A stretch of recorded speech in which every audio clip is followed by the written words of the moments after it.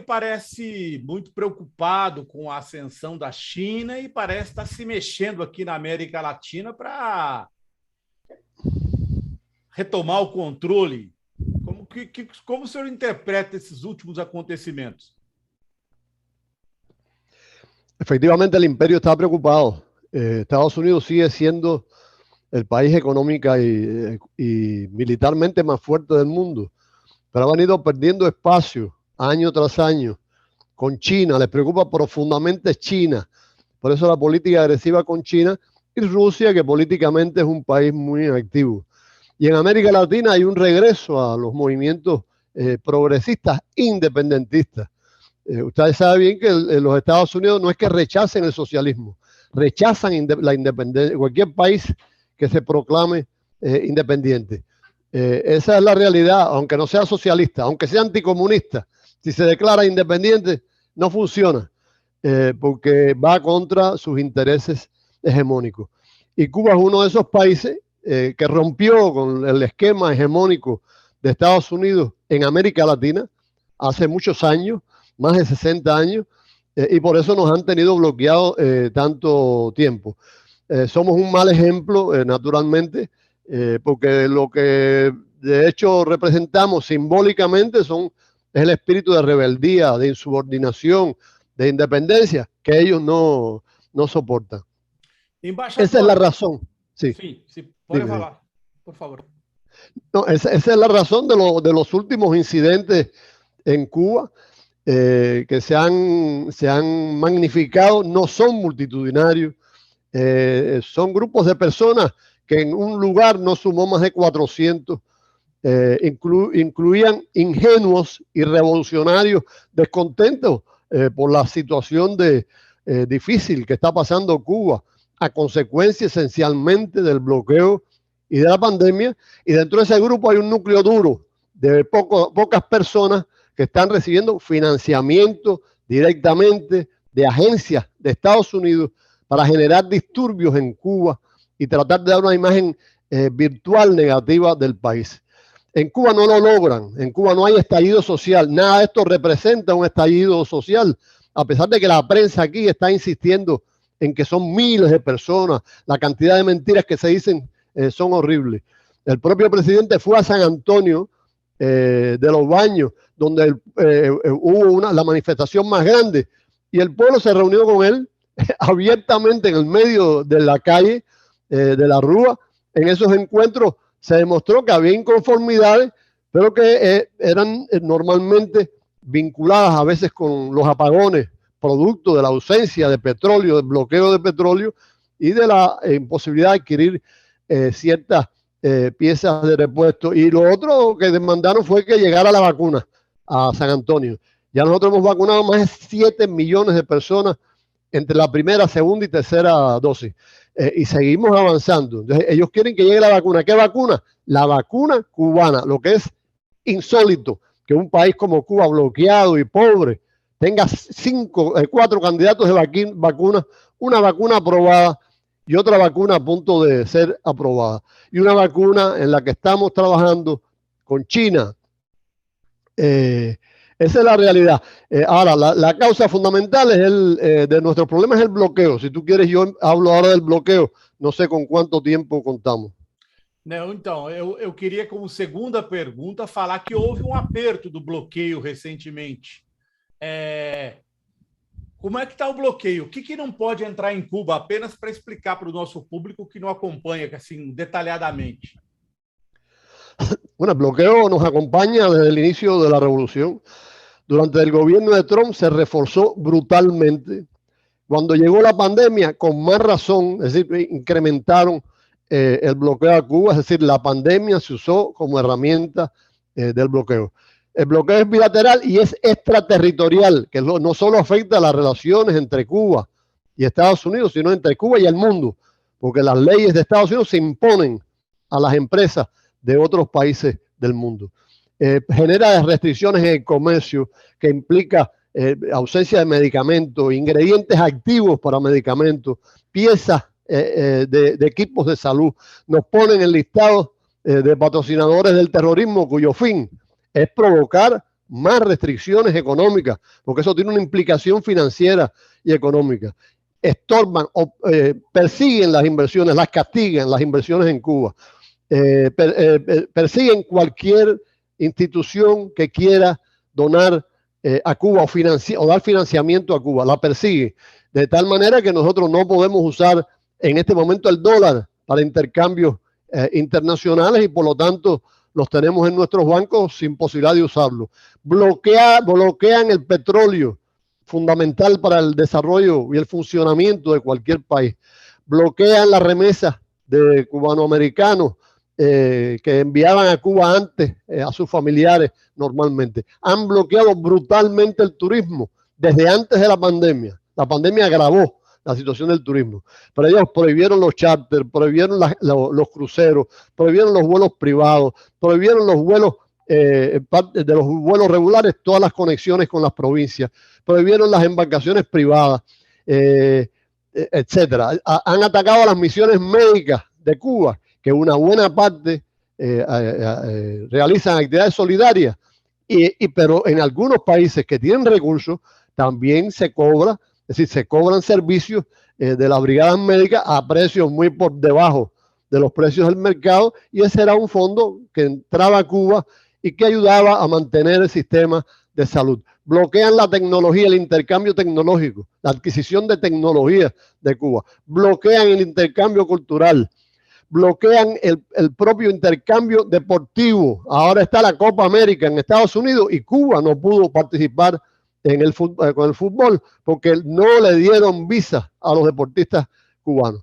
A todo esto, que es brutal, simplemente es una política de asfixia, se ha sumado la pandemia, que es una herramienta que ha utilizado contra Cuba. Trump reforzó el bloqueo brutalmente y aplicó más de 240 medidas nuevas contra Cuba. Biden no ha quitado una sola de las medidas contra Cuba. Ya llevan 6 meses de gobierno y siguen con la misma política de Trump hacia Cuba, que es una política extrema y cruel. Esta situación naturalmente genera carencias y dificultades que afectan al pueblo en alimentos, apagones, producto de la rotura de las plantas y de los problemas con el petróleo, que se están resolviendo con un esfuerzo enorme. Y esto es muy grave, naturalmente, sobre todo ahora que hay un rebrote del COVID que nos está haciendo un daño enorme, aún a pesar de que las cifras nuestras están por debajo de las cifras del mundo. El pueblo está insatisfecho, aunque reconozca que es el bloqueo y aunque sea masivamente revolucionario, y esto naturalmente es un terreno fértil para generar conflictillos y tratar que a partir de los conflictillos se provoquen movilizaciones masivas contra el gobierno, explosiones sociales. Lo que no ha sucedido ni va a suceder, porque el pueblo está con la revolución. Por eso, después de 60 años, todavía la revolución perdura a pesar del bloqueo. Si a cualquier país del mundo se le aplica durante 60 años o mucho menos tiempo un bloqueo similar, se hace pedazos, incluyendo países desarrollados, que se lo apliquen a Italia, a Francia, a España. Simplemente desaparece, se crea un caos político y social enorme. Eso no hay discusión. Ahora, ¿por qué Cuba resiste? Porque el grueso del pueblo está de acuerdo con la revolución y quiere sostener la revolución y quiere mantener la independencia y la soberanía. Junto con todo esto, ahora aparecen los funcionarios del gobierno de Estados Unidos, incluyendo a Biden, haciendo declaraciones de que hay que evitar la violencia, de que hay que darle satisfacciones al pueblo cubano, que ellos vienen bloqueando 60 años. Es un genocidio. Y después dicen, amenazando que no se provoque conflicto y que se respeten los derechos humanos, y como queriendo decir, cuidado, dejen que se desarrolle el caos, porque si no intervenimos. Es decir, la amenaza de intervención siempre ha estado presente, y para eso estamos preparados, porque el pueblo entero defendería el país. Y si como único domina en el país es extinguiéndonos a todos nosotros. Que quiten el bloqueo, amigos, que lo quiten, que nos dejen fracasar, si quitan el bloqueo, entonces ellos pueden demostrar que el socialismo en Cuba fracasa por sí solo, que quiten el bloqueo. No quitan el bloqueo porque saben que si quitan el bloqueo, el crecimiento de Cuba en poco tiempo se va a multiplicar geométricamente con un pueblo preparado, inteligente, culto, trabajador, que no hay comparación con otros países del mundo. No hay analfabetos, el nivel científico es altísimo, el desarrollo de la biotecnología es muy alto, de manera que tenemos hasta vacunas, tenemos muchas vacunas y medicamentos, pero ahora tenemos vacunas contra la COVID, candidatos y vacunas. Cuando eso solo lo tienen los países desarrollados, el único país en América Latina que tiene esa posibilidad. Se ha abierto una campaña mediática, si quieres sigo hablándote de la campaña mediática, como manera de aprovechar esta coyuntura que ellos mismos están creando con todo propósito. Una campaña originada en Estados Unidos, han utilizado mucho dinero, son cientos de millones de dólares, durante varios años, todos los años gastan más de 10 millones de dólares tratando de subvertir el orden en Cuba. Han contratado sistemas robóticos para multiplicar los mensajes, crean un hashtag y entonces a partir de eso generan mensajes y los mensajes los multiplican de manera que en segundos envían cientos de mensajes, en segundos, que eso solo se puede hacer con sistemas digitales a partir del desarrollo de esos sistemas dentro de laboratorios cibernéticos en Estados Unidos.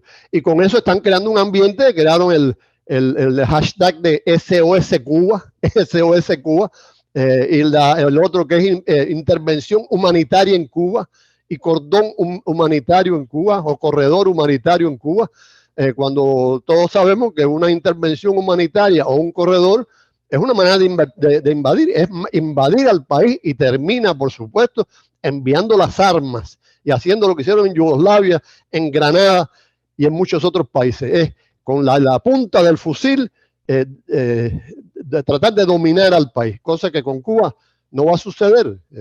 Meterse en una empresa de ese tipo con Cuba va a terminar como Vietnam.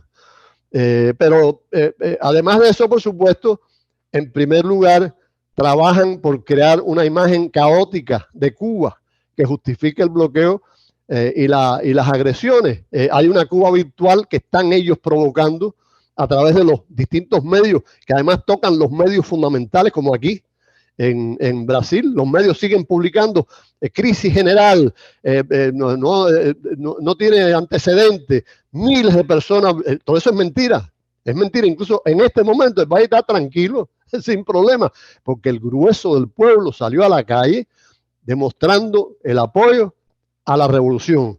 El presidente lo dijo con toda razón, la calle en Cuba es de los revolucionarios, porque los revolucionarios son la gran mayoría del pueblo. Las mentiras proliferan. Ellos afirman que hay una crisis humanitaria y Cuba, repito, está entre los países de mejor comportamiento, de mayor control de la pandemia en todo el planeta. Eso es reconocido por la OMS, las cifras están ahí. Nosotros estamos en menos de un 0%, 0,6% de fallecidos, y en Estados Unidos un 2, tanto. En Brasil, ustedes saben mejor que yo, y así en Francia, en países desarrollados, la pandemia ha avanzado, ha escalado de manera brutal, mientras que en Cuba ha habido control. Ahora hay un rebrote, pero estamos trabajando para controlarlo, porque en Cuba el gobierno tiene como primera prioridad proteger al pueblo. Ellos magnifican las manifestaciones de protesta, hablan de manifestaciones de miles de personas circulando por el Malecón y el Capitolio. Hay una manifestación inmensa de miles de personas que estaban celebrando en otro país una copa de fútbol y salieron a celebrar el triunfo de uno de los teams. Y esa imagen de miles de personas la pusieron como si en Cuba hubiera esa manifestación. Mentiras absolutas, inmorales. Eventos que son de apoyo a Cuba, que han salido ahora de los cubanos, por ejemplo, en Camagüey, en La Habana, en todas las provincias, manifestaciones de apoyo, los convierten utilizando el ámbito digital en eventos como si fueran contra la revolución. Afirman que hay desaparecidos en Cuba, asesinados, mentiras. Me ponen la imagen de un niño de 13 años que murió en Venezuela hace años, producto de conflictos entre bandas, y dicen que ese niño fue asesinado en Cuba.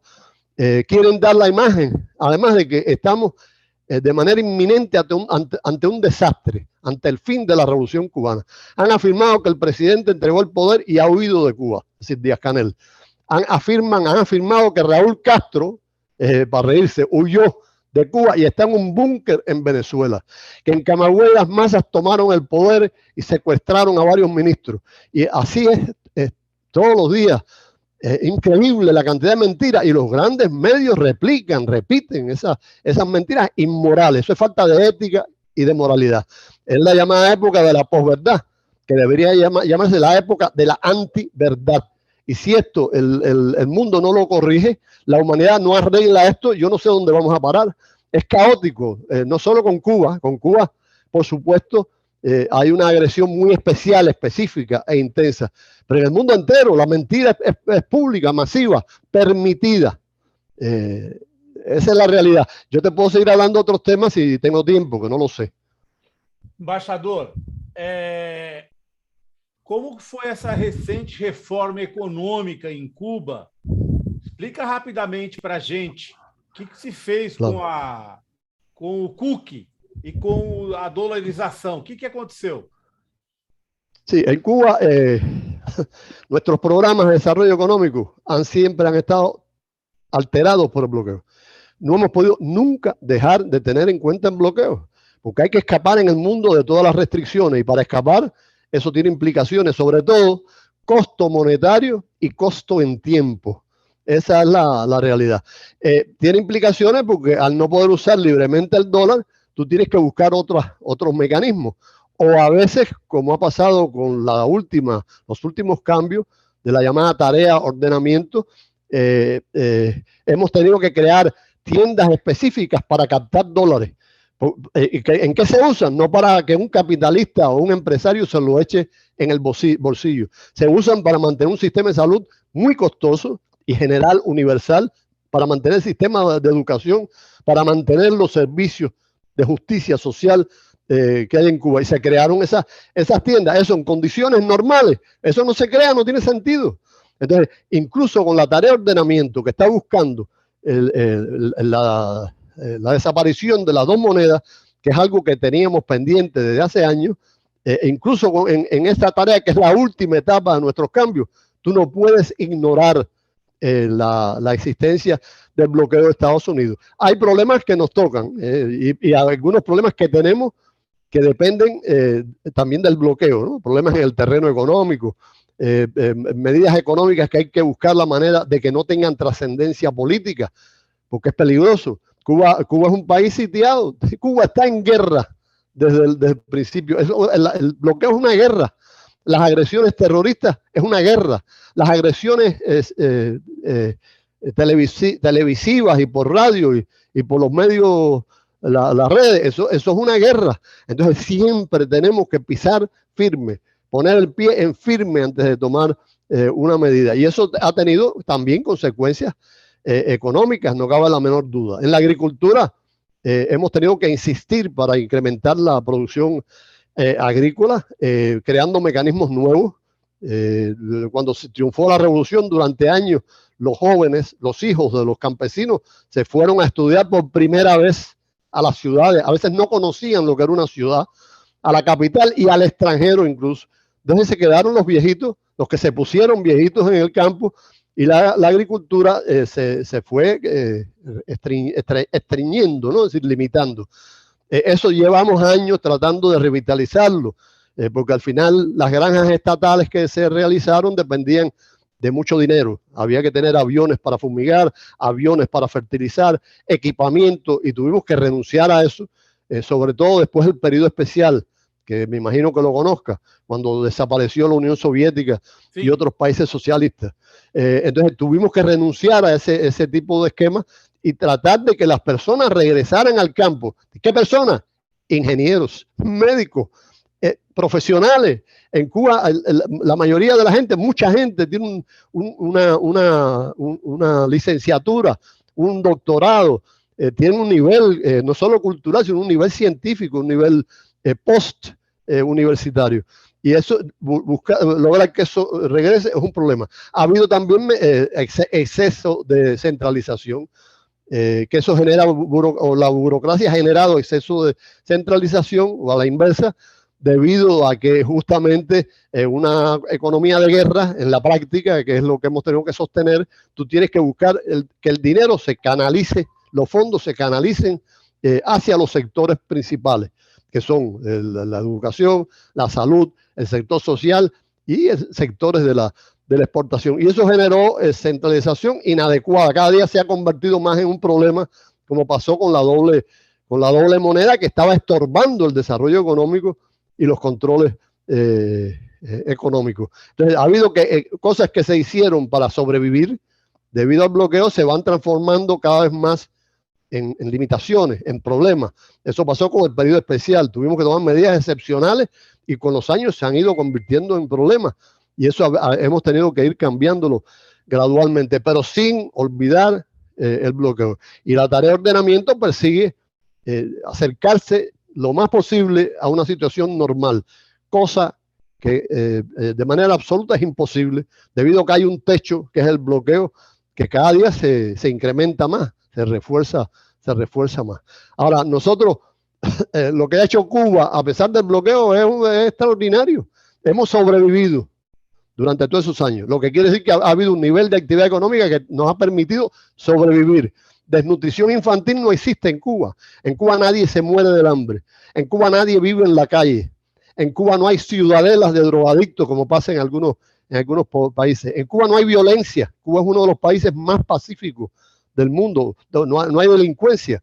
Los turistas van y se asombran de la tranquilidad que hay en Cuba. Es decir, que en Cuba hay un montón de facilidades indiscutibles que tienen que ver con la revolución y que explican el papel que ha desempeñado la revolución en el terreno económico. En Cuba hay una biotecnología de nivel del llamado primer mundo. Hay productos únicos de Cuba, especiales, vacunas contra el cáncer, vacunas de distintos tipos, vacunas ahora contra la pandemia. En Cuba hay un desarrollo de la educación que va más allá de lo cotidiano. Es un sistema educativo profundamente diseñado durante muchos años. Es decir, que Cuba, a pesar del bloqueo, a pesar de las limitaciones del bloqueo, ha tenido un desarrollo económico con limitaciones y un desarrollo del ser humano sin limitaciones. Por eso tenemos científicos que son capaces de producir vacunas y medicamentos prácticamente de todo tipo. Finalmente, embaixador, as relações com a China e a busca por petróleo, que seria essencial para o desenvolvimento de Cuba, especialmente para se livrar das importações de petróleo. A busca do petróleo no entorno de Cuba, claro, que é o problema das termoelétricas. Os apagões acontecem por dificuldade de importação de petróleo. Claro. Sí, las relaciones con China primero. Las relaciones nuestras con China son muy buenas. En el terreno del comercio y las inversiones, por supuesto, están normadas por regulaciones económicas, comerciales, por intereses empresariales, pero ellos tienen una actitud positiva hacia Cuba y han hecho muchos acuerdos con Cuba de diferentes tipos. Han sido solidarios con Cuba ahora durante la pandemia. Nosotros hemos sido solidarios con ellos también durante la pandemia. Se usaron medicamentos cubanos y se usan en China contra la pandemia. China sistemáticamente hace declaraciones abiertas contra el bloqueo. Ahora mismo, pues, en Naciones Unidas hubo una declaración. Después de Naciones Unidas, otra declaración. Y ahora, ayer o antier, hicieron otra declaración ante este conflicto. Y China es un país amigo y no es cualquier país, como te dije, un país que amenaza la hegemonía de los Estados Unidos, lo que nos satisface. Eso no quiere decir que China sea capaz de suplantar a los Estados Unidos, de romper todo lo que implica el bloqueo. Ojalá fuera posible, no lo es. Ahora, en petróleo sí, hay una cantidad determinada de petróleo en el territorio de Cuba, que no llega siquiera al 50% de las necesidades. Generalmente es petróleo pesado, que no tiene uso en todos los sectores, y hay investigaciones en curso en la zona del Golfo de México, la zona que corresponde a a la soberanía de Cuba, que toman mucho tiempo. Tomar una decisión son 2 años y después la exploración, que siempre es a riesgo. Lo que pasa es que ellos tienen la convicción de que hay petróleo, por eso se arriesgan, pero finalmente tener resultados toma mucho tiempo y hasta ahora no hemos resuelto ese problema. Hemos dependido mucho de la importación de petróleo de Venezuela, de Rusia, porque no tenemos solución. Desgraciadamente, hasta ahora no tenemos solución para el total o un % importante del consumo de todo tipo de petróleo y combustible en Cuba. Embaixador, só esclarecendo esse dado, quem é que está procurando petróleo no Golfo do México? É uma empresa cubana? Hay distintas... ¿Es una empresa los rusos cubana? estaban... No, normalmente son empresas extranjeras. Por supuesto, aliadas a empresas, a CUPET, que es una empresa petrolera cubana. Tecnológicamente es muy complejo, porque normalmente son exploraciones en mar profundo. Es muy profundo, es decir, llegar a donde está incluso la tierra firme bajo el mar y empezar a perforar lleva mucho tiempo. Hubo empresas de Malasia, empresas de Rusia, empresas francesas, ha habido distintas empresas que han trabajado con nosotros, algunas empresas aliadas con chinos que tienen también tecnología para la exploración en el mar profundo, pero te repito, no hay todavía resultados tangibles que apoyen el desarrollo de la economía cubana.